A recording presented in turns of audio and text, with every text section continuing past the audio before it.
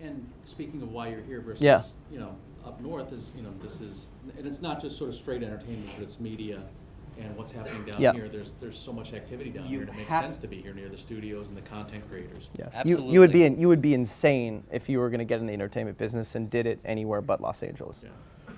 I think there's an interesting thing that happened where Silicon Valley got very good at communication tools, and the tools were so-so for a bunch of years.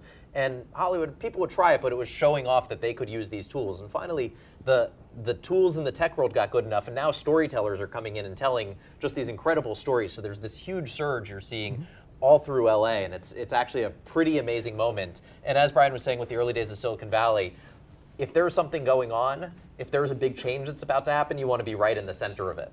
Yeah, and you can't catch lightning in a bottle. We've tried to do this in the past, and if your passion is the thing of the moment, meaning that's what everyone else is doing, like, please don't start a photo sharing site right now. It's not a good idea. Don't start a Snapchat competitor right now. It's not a good idea. It's, that discrete moment in time where you see everyone else doing it, that's when you should say to yourself, I've got to do something different. And that takes courage and that takes vision, but that's what people pay for. And that's inevitably where the value is. And I think when Dan and I were, sort of in your seat, I can remember having just all of this anxiety, like wanting to get out there, wanting to do it.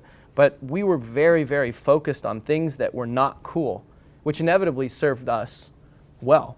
So it's this counterintuitive notion of pay attention to the present, but you have to be thinking at minimum 18 months out. Because if you're not, like, you're just too late, and things move so goddamn fast. For us, we have an incredible technology team and, tons and tons of experts, and we can barely, stay above water. And sometimes we got to put a snorkel on, and it's that hard.